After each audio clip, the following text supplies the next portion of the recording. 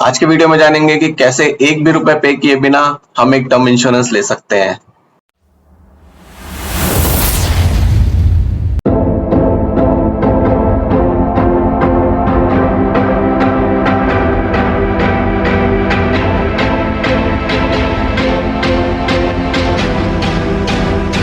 दोस्तों, जो लाइफ है हमारी पिछले कुछ 2-3 सालों से देखें तो हमारी जो लाइफ की एक्सपेक्टेंसी है या हमारी लाइफ की गारंटी, वैसे तो लाइफ की कभी कोई गारंटी नहीं होती है, बट एक्चुअली अभी गारंटी थोड़ी कम हो गई है लाइफ की। पैंडेमिक आया, बहुत सारी नई नई बीमारियां आ रही हैं, जिसकी वजह से लाइफ जो है हमारी वो बहुत ही अनप्रिडिक्टेबल हो गई है कि हम कब तक रहेंगे, कब तक नहीं रहेंगे। आगे बढ़ने से पहले एक बहुत ही फेमस मूवी का एक क्लिप है, वो छोटी सी क्लिप मैं चलाऊंगा और उसके बेसिस पे आपको समझ में आएगा कि एक्चुअली मैं कहना क्या चाहता हूँ इस पे। खामोश है, जिंदगी और मौत ऊपर वाले के हाथ है। जहां पर उसे ना तो आप बदल सकते हैं ना मैं।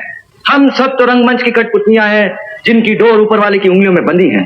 कब कौन कैसे उठेगा ये कोई नहीं बता सकता है। अगर हम देखें तो हमारी जो सबसे बड़ी जिम्मेदारी होती है वो होती है हमारा अपना परिवार, हमारे अपने परिवार की सारी देख रेख करना, उनकी हर एक सुख सुविधा का ध्यान रखना। ये बहुत सबसे इंपॉर्टेंट चीज होती है हर इंसान की, मेरे आपकी और हर एक इंसान की लाइफ की सबसे इंपॉर्टेंट चीज ये है कि वो कैसे अपने फैमिली को अच्छे से अच्छी लाइफ दे सके, अच्छे से अच्छी बच्चों को पढ़ाई दे सके, खाने पीने का और सारे ऐशो आराम हर तरह की चीजें अरेंज कर सके। लेकिन ये कब होगा?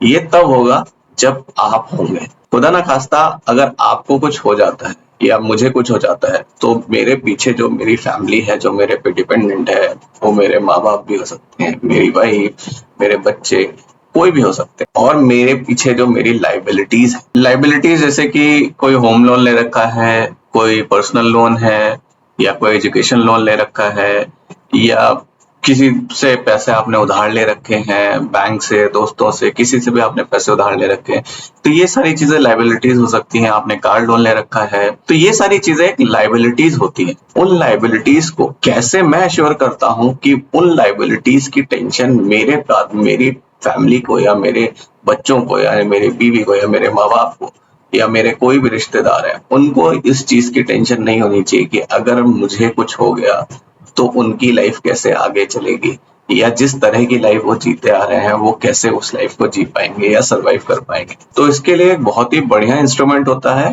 Term insurance. टर्म इंश्योरेंस मतलब कि अगर खुदा ना खास्ता आपको कुछ हो जाता है तो जो इंश्योरेंस कंपनी है वो आपका जो मैच्योरिटी अमाउंट है उस अमाउंट के बराबर का अमाउंट आपकी फैमिली को, आपकी नॉमिनी को देती है, जो कि हेल्प करता है उनकी लाइबिलिटीज को पूरे करने के लिए और अपने फ्यूचर को आगे कैसे चलाना है उसके लिए। बट जो हमने देखा है वो एक सबसे बड़ी प्रॉब्लम इंडिया में क्या है कि इंडिया में टर्म इंश्योरेंस को लेके अवेयरनेस बहुत कम है, नंबर 1, और टर्म इंश्योरेंस बहुत कम लोग लेते हैं। तो ये एक डेटा है जो बताता है कि किस तरह से इंडिया में टर्म इंश्योरेंस की अवेयरनेस बढ़ी है और कितने लोग अभी टर्म इंश्योरेंस को सीरियसली लेते हैं या उसको सीरियसली अडेप्ट कर रहे हैं। सो इस डेटा के अकॉर्डिंग आप देख सकते हैं कि बहुत कम, यानी कि सिर्फ 28% लोग जो है वो टर्म इंश्योरेंस को लेते हैं, यानी कि हर 10 में से सिर्फ 3 लोग टर्म इंश्योरेंस को समझ पा रहे हैं और टर्म इंश्योरेंस को ले रहे हैं, जो कि एक बहुत ही कम नंबर होगा। बिकॉज लाइबिलिटीज हमारी दिन ब दिन बढ़ती जा रही हैं, लाइफ एक्सपेक्टेंसी जो है वो कम होती जा रही है, तो इसलिए टर्म इंश्योरेंस लेना बहुत ही इंपॉर्टेंट चीज है। तो इस वीडियो का पर्पस ये नहीं है कि मैं इस वीडियो में बता रहा हूँ कि आप टर्म इंश्योरेंस ले लें या मेडिकल इंश्योरेंस ले लें। हालांकि मैं हाईली रिकमेंड करूंगा कि टर्म इंश्योरेंस हर एक इंसान को सबसे पहली चीज लेनी चाहिए, टर्म इंश्योरेंस और हेल्थ इंश्योरेंस, जिससे कि आप मेंटली इतने फ्री हो सके कि अपना फोकस और जगह लगा सकते हैं और अपनी फैमिली को एक सिक्योर लाइफ प्रोवाइड कर सकते हैं। बट इस वीडियो का होल सोल पर्पस ये है कि कई सारे वजह होती हैं जिस वजह से जो नॉर्मल जनता है, जो हम लोग हैं, वो टर्म इंश्योरेंस लेना थोड़ा अवॉइड कर देते हैं। इस वीडियो में जानेंगे कि वो कौन सी 3 मेन रीजंस हैं जिसकी वजह से लोग टर्म इंश्योरेंस नहीं लेते हैं, और ऐसा क्या कैलकुलेशन हम कर सकते हैं, जो कि मेरे वीडियो का टाइटल भी बोलता है कि हमें एक भी पैसा पे नहीं करना पड़ेगा और फिर भी हम टर्म इंश्योरेंस ले सकते हैं अपने लाइफ टाइम के लिए। उसके लिए हम देखेंगे एक एक्सेल का कैलकुलेशन है। ये वीडियो थोड़ा हटके वीडियो है, इसमें स्टॉक मार्केट के बारे में हम बात नहीं कर रहे हैं, बट इवेंचुअली हम स्टॉक मार्केट से दूर नहीं रह सकते, तो स्टॉक मार्केट से कुछ ना कुछ इनपुट हम लेंगे स्टॉक मार्केट का, और फिर एक एक्सेल देखेंगे कि उस एक्सेल का कैलकुलेशन हमें कैसे बताता है, हमारी क्या स्ट्रेटेजी होनी चाहिए जिसके बेसिस पे हम टर्म इंश्योरेंस लें और उसके लिए हमें एक भी पैसा पे नहीं करना पड़ेगा। आगे हम चलिए इस वीडियो में देखते हैं। सबसे पहले जानने की कोशिश करते हैं कि वो कौन सी वजह है जिनकी वजह से एक हम जैसे नॉर्मल आदमी, नॉर्मल इंसान टर्म इंश्योरेंस लेने से कतराता है। तो क्विकली हम देखते हैं कि why people in India are very reluctant when it comes to buy term insurance. उसके 3 मेन रीजन है। तो जो सबसे पहला रीजन है वो है people are largely are ignorant about financial risk. They don't understand कि क्या रिस्क होता है, हमें हमारी लाइबिलिटीज किस तरह की हैं, और अगर हम नहीं अवेलेबल हैं या हम नहीं होंगे इस दुनिया में तो किस तरह का फाइनेंशियल रिस्क हमारी फैमिली पे आ सकता है। फ्यूचर को लेके वो बहुत ज्यादा इग्नोरेंस रहती है हमारे अंदर। जो नेक्स्ट है वो है मोस्टली सारे लोग काम कर रहे होते हैं तो हमें अपनी कंपनी की तरफ से एक इंश्योरेंस मिलता है, तो हम कहते हैं कि हमें ऑलरेडी कंपनी की तरफ से इंश्योरेंस मिल गया है, जो हमारा एम्प्लॉयर है वो हमें इंश्योरेंस प्रोवाइड कर रहा है, तो उसके लिए मुझे एक अलग से इंश्योरेंस लेने की कोई जरूरत नहीं है, जो कि एक गलत सोच है। तो यहाँ पे एक बहुत इंपॉर्टेंट चीज है कि जो आपका इंश्योरेंस है, जो एम्प्लॉयर की तरफ से आपको इंश्योरेंस मिलता है, वो सिर्फ तब तक काम करेगा जब तक कि आप उस कंपनी के साथ एसोसिएटेड हैं, आप एक एम्प्लॉय की तरह काम कर रहे हैं। इसकी बहुत छोटी सी स्टोरी बताता हूँ मैं कि मेरा एक फ्रेंड का फ्रेंड वाया फ्रेंड था, उसने टर्म इंश्योरेंस नहीं लिया हुआ था, उसने इवन हेल्थ इंश्योरेंस भी अलग से नहीं लिया हुआ था। उसका भी यही बोलना था कि मेरी कंपनी ने मुझे हेल्थ इंश्योरेंस भी दिया हुआ है, मेरी कंपनी ने मुझे टर्म इंश्योरेंस भी दिया हुआ है, तो मुझे कोई इंश्योरेंस अलग से सेपरेट लेने की जरूरत नहीं है। इत्तेफाकन उसने जॉब छोड़ी थर्सडे को, उसका लास्ट वर्किंग डे था, और as per company policy, as per insurance company policy, आप जिस दिन अपनी जॉब छोड़ते हैं उस दिन से आपका इंश्योरेंस खत्म हो जाता है, वो कैरी फॉरवर्ड नहीं होता है। पूरी खबर ये रही कि सैटरडे को उसका एक्सीडेंट हो गया और उसको हॉस्पिटल में एडमिट करना पड़ा, उसकी लाइफ नहीं बच सकी। नेक्स्ट डे मंडे को उसकी ज्वाइनिंग थी, तो जो नया इंश्योरेंस स्टार्ट होता वो मंडे से स्टार्ट होता, बट थर्सडे से लेके संडे तक के वो इंश्योर्ड नहीं था किसी भी तरह के इंश्योरेंस से, बिकॉज पिछली कंपनी का इंश्योरेंस खत्म हो चुका था कंपनी छोड़ते, नई कंपनी स्टार्ट नहीं हुई थी तो वो इंश्योरेंस नहीं था, और उसके पास अपना पर्सनल कोई इंश्योरेंस नहीं था। तो ये एक बहुत ही बड़ा गलत डिसीजन है कि आप अपना एक पर्सनल इंश्योरेंस नहीं लेते हैं और आप फुल्ली डिपेंडेंट होते हैं उस कंपनी पे, और कंपनी की तरफ से जो इंश्योरेंस होता है उसमें इंश्योरेंस की पूरी जो फैसिलिटीज होती हैं वो भी नहीं इंक्लूड होती हैं। आपको इंश्योरेंस के डॉक्यूमेंट्स को बहुत ही सीरियसली पढ़ना चाहिए, समझना चाहिए क्या कैप्ड है क्या अनकैप्ड है। तो जो दूसरा रीजन है कि लोग बोलते हैं कि भाई मेरे एम्प्लॉय ने मुझे इंश्योरेंस दे रखा है तो मुझे थर्ड पार्टी या मुझे पर्सनल इंश्योरेंस की कोई जरूरत नहीं है, ये एक बहुत बड़ी वजह है कि लोग इंश्योरेंस नहीं लेते। तीसरी और जो सबसे इंटरेस्टिंग वजह है वो ये है कि मुझे कुछ नहीं हुआ तो जो मैंने इंश्योरेंस में पैसा दिया है वो सारा वेस्ट हो जाएगा। तो ये जो थर्ड रीजन है, हम उस रीजन पे ही आज देखेंगे कि अगर लोग बोलते हैं कि अगर मुझे कुछ नहीं हुआ तो जो मेरा पैसा है, जो मैंने प्रीमियम पे किया, वो सारा वेस्ट हो जाएगा। तो इसी रीजन पे देखते हैं कि कैसे हम इस पैसे को वेस्ट नहीं होने देंगे और कैसे जीरो अमाउंट पे करके, यानी कि एक भी पैसा पे किए बिना हम कैसे अपने इंश्योरेंस को कंटिन्यू कर सकते हैं और अपनी लाइफ को और अपनी फैमिली की लाइफ को सिक्योर कर सकते हैं। उसके लिए हम चलेंगे एक एक्सेल शीट पे, देखते हैं वो एक्सेल शीट क्या बोलती है। तो अब एक कैलकुलेशन देखेंगे कि मान लीजिए 1 करोड़ का टर्म इंश्योरेंस आपको लेना है और वो टर्म इंश्योरेंस आप लेते हैं 40 साल के लिए, तो उसका प्रीमियम मोटा मोटा अगर पकड़ के चले तो टर्म इंश्योरेंस का जो 40 साल का प्रीमियम आता है 1 करोड़ के लिए वो 1200 रुपए मान के चलते हैं। ऊपर नीचे हो सकता है, कौन सी कंपनी है उसके बेसिस पे वेरी कर सकता है, आप उसमें कौन सा प्लान ले रहे हैं उसके अकॉर्डिंग वो वेरी कर सकता है, बट मोटा मोटा जो मैंने एक इंश्योरेंस लिया हुआ है उसमें मेरा 1200 रुपए महीना मुझे उसका प्रीमियम पे करना पड़ता है। 1 करोड़ के टर्म इंश्योरेंस के लिए 40 साल तक के लिए मैंने लिया है, तो उसमें मैं जो टोटल प्रीमियम पे करूंगा वो 5,76,000 रुपए मैं पे करूंगा 40 साल तक। तो अब क्वेश्चन यही उठता है कि अगर मुझे कुछ नहीं हुआ तो ये मेरा पैसा 40 साल में जो 5,76,000 रुपए मैं दूंगा as a premium for my insurance, वो बेकार हो जाएगा, बिकॉज मैं उसका कोई यूज नहीं कर सकता हूँ, मुझे ये पैसा भी वापस नहीं मिलेगा और मुझे कुछ हुआ नहीं है तो वो 1 करोड़ रुपए जो बन रहे थे वो 1 करोड़ की भी कोई वैल्यू नहीं रहेगी मेरी। एक तरह से वो सही है, बट अगर हम इसको सिस्टमैटिकली और स्ट्रेटेजिकली प्ले कर सकते हैं तो हमें ये जो 1 करोड़ का इंश्योरेंस रहते हुए 40 साल में ये जो 5,76,000 है ये वापस मिल जाएगा, और हो सकता है कुछ कैलकुलेशन सही बैठ गई तो हमें एक्स्ट्रा पैसा भी वापस मिल जाए इंश्योरेंस कंपनी से ही। तो वो कैसे होगा उसको देखते हैं। मैंने कुछ फील्ड्स को हाइड किया हुआ था, उन्हें अनहाइड करते हैं। इसके लिए हमें क्या करना है, इसके लिए हमको सिंपली एक स्ट्रैटेजी करनी है कि मेरा जो भी कंपनी से इंश्योरेंस मैंने लिया है मुझे कुछ नहीं करना है, मुझे सिंपली उस कंपनी के शेयर में जितना अमाउंट मैं प्रीमियम दे रहा हूं हर महीने मुझे उस कंपनी के उतने अमाउंट का एक शेयर खरीदना है। हर कंपनी, उस कंपनी का हर महीने एक शेयर खरीदना है। फॉर एग्जाम्पल आपने HDFC लाइफ है, SBI लाइफ या LIC किसी का भी इंश्योरेंस लिया, उसका प्रीमियम 1,200 रुपए महीना आप दे रहे हैं, तो 1,200 रुपए हर महीना आप प्रीमियम देते हैं। उसके साथ ही जैसे ही आप प्रीमियम पे करते हैं उसी मोमेंट पे आप उसका एक शेयर खरीद लीजिए। आप शेयर अभी उठा के देखेंगे तो HDFC लाइफ का शेयर 500 रुपए पे चल रहा होगा, SBI लाइफ का कुछ 1,100 रुपए पे चल रहा है, तो आपका मोटा मोटा आपके प्रीमियम के बराबर ही उस शेयर की वैल्यू होगी। तो अब कैलकुलेशन कैसे कर रहे हैं कि मान लीजिए आपने पहला प्रीमियम दिया, तो सेम जैसे ही आपने पहला प्रीमियम दिया है आपको अपना शेयर की SIP शुरू कर देनी है, यानी कि सेम आप हर महीने उस कंपनी का एक शेयर खरीदेंगे। और मैं क्या करके चल रहा हूँ कि ईयरली मैं मान के चल रहा हूँ कि उस कंपनी के शेयर का प्राइस 5% से इंक्रीज करेगा, जो कि बहुत मिनिमम है।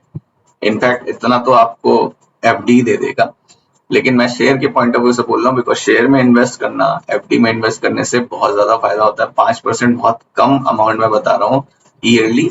अगर लंबे 40 साल के लिए देखेंगे ऑन एन एवरेज आपको जो CAGR निकल के आएगा वो 12 से 15% निकल के आएगा। बट मैं बहुत ही मार्जिनल, बहुत ही कम लेके चल रहा हूँ, क्योंकि मुझे अभी कितना पैसा कमाना है शेयर से ये इंपॉर्टेंट नहीं है। मैं ये देख रहा हूँ कि मैं जो प्रीमियम पे कर रहा हूँ क्या वो प्रीमियम मुझे एज अ कैशबैक मिल सकता है या नहीं। तो जैसे ही मैंने 1,200 रुपए का शेयर खरीदा, सॉरी 1,200 रुपए का मैंने प्रीमियम पे किया, पहला प्रीमियम, वैसे ही मैं उसका एक शेयर खरीद लूंगा 1,200 रुपए का। तो हर महीने मैं 1,200 रुपए खरीदूंगा, यानी कि मैं साल में 12 शेयर खरीदूंगा। हर महीने मैं एक शेयर खरीदूंगा, यानी कि पहले साल मैं 12 शेयर खरीदूंगा और मुझे 14,400 रुपए देने होंगे। अब मैं मान के चल रहा हूँ कि हर साल इस शेयर का प्राइस 5% बढ़ जाता है। शेयर का प्राइस 5% बढ़ रहा हूँ, ये रिटर्न दे रहा है नहीं दे रहा है मैं अभी ये सब नहीं कह रहा हूँ कि वो कितना देगा। तो शेयर का प्राइस, हालांकि जो शेयर का प्राइस बढ़ेगा वो उसका रिटर्न नहीं होता है, बट इसको इस तरह समझिए कि शेयर का प्राइस मैं हर साल जो है 5% पे बढ़ा रहा हूँ, ताकि जैसे जैसे शेयर का प्राइस बढ़ेगा ऑब्वियसली मेरी जो SIP है अमाउंट वो बढ़ता जाएगा। तो अब मैंने जैसे ही इसका 5% बढ़ाया ईयरली, तो अब क्या आ गया कि मेरे पास पहले साल में मुझे 14,400 रुपए देने हैं, दूसरे साल में मुझे 15,120 रुपए देने हैं, और ऐसे ऐसे करके मुझे 40 साल में जो टोटल शेयर में मैं इन्वेस्ट करूंगा वो 17,39,000 रुपए मैं इन्वेस्ट करूंगा। इसको अगर मैं स्क्रॉल करूं नीचे तो ये आ जाता है टोटल इन्वेस्टमेंट जो है वो 17,40,000 की मैं शेयर्स में इन्वेस्टमेंट करूंगा। तो अब हमने यहाँ पे क्या देखा, जो टोटल प्रीमियम में पे करूंगा वो 5,76,000 का पे करूंगा, जो टोटल शेयर में इन्वेस्ट करूंगा वो 17,40,000 मान के चलते हैं, मोटा मोटा करेंगे। तो टोटल अमाउंट जो मैं पे करूंगा वो इन दोनों का सम हो जाएगा, यानी कि 23,15,000 जो है मैं टोटल अमाउंट पे कर रहा हूँ।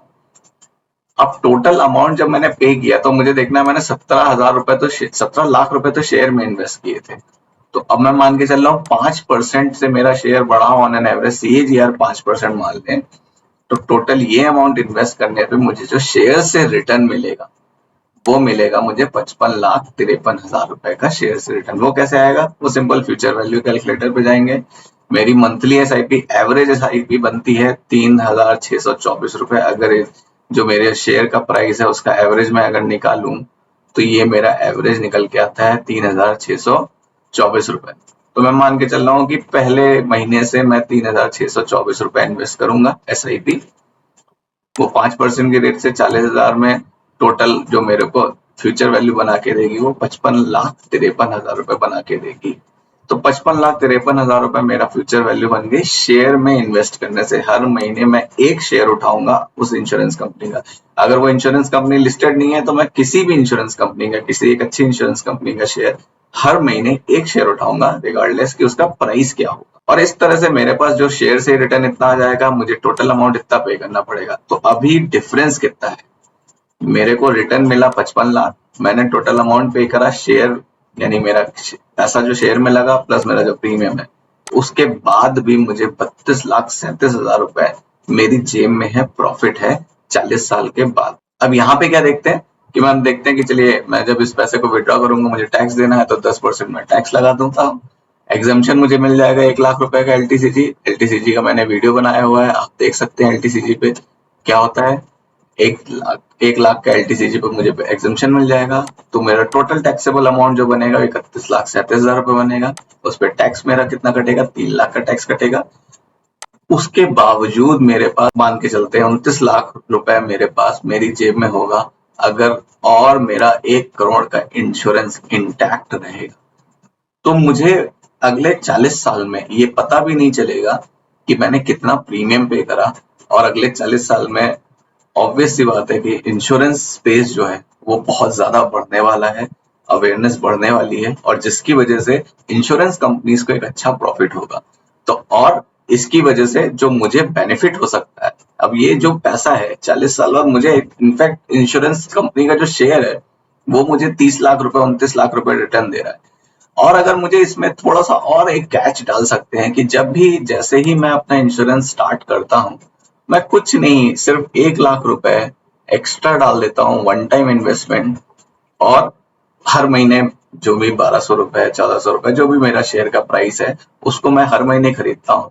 तो ये कितना बड़ा चेंज आ जाएगा, ये आ जाएगा 35 लाख रुपए। मुझे जो फाइनल अमाउंट मिलेगा 40 साल बाद वो 35 लाख रुपए मेरे पास होगा, एक कॉर्पस बन के खड़ा हो जाएगा, प्लस मैं 40 साल तक इंश्योर्ड भी रहूंगा। तो ये कैलकुलेशन हमें बताती है, ये बहुत सिंपल सी कैलकुलेशन है, लेकिन इसमें आप सिर्फ ये कैच लगाना है कि आप इंश्योरेंस का प्रीमियम जरूर पे करें। तो ये कैलकुलेशन बहुत सिंपल है, इसमें कुछ नहीं है, रॉकेट साइंस नहीं है, सिंपल सी मैथ्स है कि इतना प्रीमियम पे करा, इतना शेयर खरीदा। लेकिन प्रीमियम पे करते करते उसी कंपनी का शेयर खरीदना, बिकॉज देखिए मेरी जेब से पैसा निकाल के मैं कंपनी में डालता हूं तो मैं ये मान के चलूंगा कि मेरे पैसे से उस कंपनी को फायदा हो रहा है, और अगर उस कंपनी को फायदा हो रहा है तो वो कंपनी का शेयर ऑब्वियस सी बात है बढ़ना चाहिए। अगर उस कंपनी का शेयर बढ़ेगा तो क्यों ना मैं उसी कंपनी का शेयर खरीदूं जिसमें मैंने इन्वेस्ट किया हुआ है, यानी जिसमें मैंने प्रीमियम दे रहा हूं। तो मैं एटलीस्ट वो जितना मैं प्रीमियम दे रहा हूं उतना ही प्रीमियम मैं उतना ही का ही मैं शेयर खरीदता चलूं। मोटा मोटा जो मेरा प्रीमियम है उसी के अमाउंट का एक शेयर तो मैं एक महीने में खरीद सकता हूं। अगर मैं एक शेयर हर महीने खरीदता हूं और कंटिन्यूअसली इस डिसिप्लिन को अगले 40 साल तक, या जो भी मेरा टेन्योर है 20 साल का है, 25 साल का है, 40 साल का है, टर्म इंश्योरेंस का यूजली टेन्योर 30 से 35 और 40 साल तक हम रखते हैं। तो उस टेन्योर तक बिना कुछ रोक टोक के मैं हर महीने पहली तारीख, 5वीं तारीख, 1 तारीख फिक्स करूंगा, जाऊंगा और उस कंपनी के शेयर में इन्वेस्ट करूंगा। देखिए सेम अमाउंट आप किसी और कंपनी में भी इन्वेस्ट करें तब भी सेम रहेगा, इसमें कोई फर्क नहीं आएगा। आप इंश्योरेंस कंपनी में नहीं डालते हैं, आप किसी ऑटो इंडस्ट्री में डालना चाहते हैं, आप कोई भी शेयर उठा लीजिए, आप इंडेक्स में डाल दीजिए, आप हर महीने 1,200 रुपए का निफ्टी का इंडेक्स में डालेंगे तो भी आपको जो 40 साल बाद जो रिटर्न मिलेगा वो उतना ज्यादा मिलेगा जिससे आपका पे किया हुआ प्रीमियम है उसकी कोई वैल्यू नहीं रहेगी। अब आप यहाँ क्वेश्चन करेंगे कि अरे मैं अगर इंश्योरेंस लेता ही नहीं तो मैं इंश्योरेंस कंपनी का शेयर में क्यों ही पैसा डालूंगा, या मैं इंडेक्स में क्यों पैसा डालूंगा। तो देखो भैया ऐसी बात है, इंश्योरेंस नहीं लेंगे तो 1 करोड़ का जो आपको कवरेज मिल रहा था, आपको जो एश्योरेंस मिल रहा था, आपको जो फाइनेंशियल सिक्योरिटी मिल रही थी और आपकी फैमिली को जो फाइनेंशियल सिक्योरिटी मिल रही थी, वो नहीं मिले। अभी मैंने एक कहानी बताई, एक वाक्य ऐसा हो चुका है और ऐसे आप भी जानते होंगे बहुत सारे केसेस है। इन सारी चीजों से बचने से अच्छा है सिंपल सा प्लेन सा इंश्योरेंस लीजिए। लेकिन आपका पॉइंट है कि यार भाई मेरे को कुछ नहीं हुआ तो पैसा मेरा बर्बाद हो गया, तो इस कैलकुलेशन से मैंने दिखाया है कि आपका पैसा बर्बाद नहीं हुआ। आप प्रीमियम भी पे करेंगे और आपको प्रीमियम के बाद आपको इनफैक्ट आपको प्रीमियम मिल जाएगा, और वो प्रीमियम आप जितना पे करेंगे उससे कम 5 से 6 गुना ज्यादा आपको प्रीमियम मिल जाएगा। तो ये बहुत सिंपल कैलकुलेशन है जिसको मैं फॉलो करता हूँ। मैंने शायद स्टॉक मार्केट में बाद में आया हूँ, मैंने इंश्योरेंस बहुत पहले स्टार्ट कर दिया था। मैं मे भी सन 2010 से अपना इंश्योरेंस लेके चल रहा हूँ। हेल्थ इंश्योरेंस तो मैं जब से जॉब में आया हूँ तब से मैं ले रहा हूँ, लेकिन टर्म इंश्योरेंस मैंने 2010 से लेना शुरू किया। और टर्म इंश्योरेंस के क्या बेनिफिट है और जल्दी टर्म इंश्योरेंस क्यों लेना चाहिए, इसके क्या बेनिफिट्स हैं, टर्म इंश्योरेंस और लाइफ इंश्योरेंस में क्या डिफरेंस है, हेल्थ इंश्योरेंस लेना क्यों जरूरी है। अगर आपको इन सब में इंटरेस्ट है तो मैं इस पे भी वीडियो बना सकता हूँ। मुझे कमेंट करके बताइए कि आप इस पे वीडियो देखना चाहते हैं, तो मुझे कमेंट करके बताइए कि आपको किस तरह के वीडियोस, आपको इंश्योरेंस रिलेटेड वीडियोस भी पसंद आ रहे हैं। क्योंकि मैं जितना भी कंटेंट है उनको इवेंचुअली स्टॉक मार्केट से कैसे मैप कर सकते हैं और अपनी जेब से कम पैसा लगा के हम कैसे ज्यादा से ज्यादा बेनिफिट ले सकते हैं। मेरा मोटिव, मेरा पर्पस यही है कि इस नॉलेज को मैं पहले खुद से लर्न करता हूँ, खुद से इन्वेस्ट करता हूँ और फिर उसको वीडियो के माध्यम से आप लोगों के सामने लाने की कोशिश करता हूँ। आई होप ये तरीका जो टर्म इंश्योरेंस का है मैंने बताया, मैंने मैथमेटिकली इसको समझाने की कोशिश की कि टर्म इंश्योरेंस क्यों लेना चाहिए।